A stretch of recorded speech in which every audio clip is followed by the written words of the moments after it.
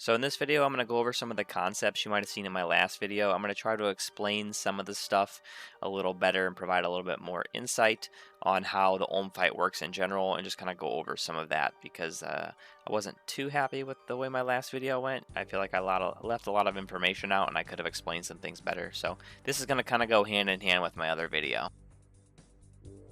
The first thing I want to explain is how turning OLM's head works and why it's important. You might have heard that OLM works on a 4-tick cycle, the attack, null, attack, special cycle.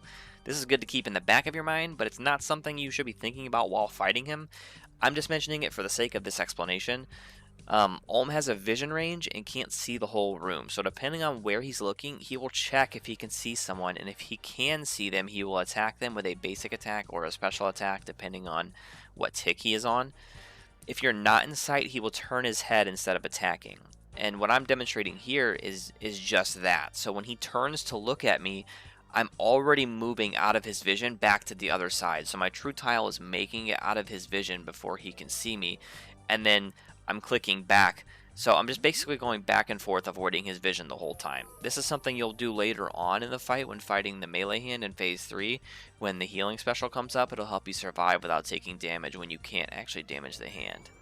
My last video did not cover how to start the mage hand if he spawns on the east side, so I'm going to show you that here very briefly and explain 3.0 just a tiny bit. So you're going to stand in this row of tiles that I'm standing in. Hover your mouse over the mage hand, and as soon as you get the option to attack, you click to attack the hand, and then immediately move to tile 1 and start your 3.0. When doing 3.0, you're attacking as soon as your true tile reaches the next blue tile. The only exception to this is when getting to tile 3, you have to delay your attack. It'll feel a little awkward, and your instinct will be to just attack the hand as soon as your true tile reaches tile 3, but you need to briefly wait 1 tick and then click the hand to attack, and then following that you click to move on the next tick. My other video shows a visual representation of this, so I'd recommend you watch that one as well to kind of see what I'm talking about there. But the timing has to be tick perfect with this, or OLM will see you and attack.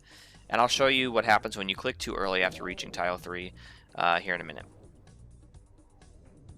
This info might be a little bit of a repeat from my last video, but that's okay. So to start the mage hand, if OLM spawns on the west side, and also at the start of phase 2 and 3, you're going to stand on tile 1 and attack the hand as soon as you can. And you're waiting for OLM to attack you, and you want to take note of what tick that attack happens on, because that's going to be your tick you use to move from tile 3. So he attacked me on tick 4 in this clip, so that will be the tick I use to click to move away from tile 3. And when you're on tile 3, you're going to click the hand on the tick before you're going to go click to move away.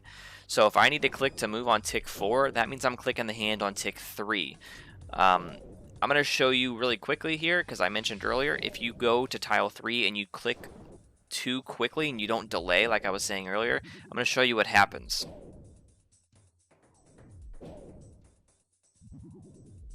You can see here I didn't wait 1 tick, and as soon as I got to tile 3, I clicked the hand and my character moved away immediately, and for that, OLM hit me. That's why it's important that this timing is perfect, because if it's not, he's going to attack you every time, and then you're never going to get the 3.0. Okay, to do 3-1 on the melee hand, you need a scythe or a fang. You're going to attack the hand from tile 1, and after your attack goes off, you are going to run to tile 2, and just stand and wait for your second attack to go off. Once you see the XP drop from your second attack, you'll click tile 3, and then immediately click tile 4, and attack a third time once you're at tile 4. And then after your third attack, you run back to tile 1 to restart the process. I'll explain why tile 3 is important in a minute, but that's just the general idea of 3-1. You get 3 attacks, OLM gets 1.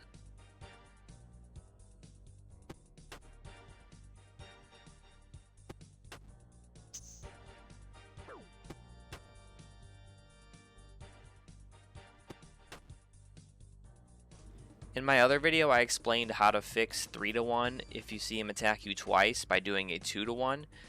I'm going to show you here how to fix it if he does a special on you, and you can fix it by doing a 1-0. So during my 3-1 here, on my way back to tile 1, we see OLM hit me with the crystal special. that indicates that my next time I go to do my 3-to-1, I'm just going to do a 1-0. So I'm going to click the hand and then run to tile 2 immediately, and then immediately run back to tile 1 to start my 3-to-1 cycle again. The reason tile 3 and the 3-to-1 is so important is because when you move over to tile 3, that's also when OLM initiates his 1 attack on you during your 3-to-1, and sometimes he will null out the attack when you do that, and he won't attack you, and you'll take no damage during that 3-to-1 cycle.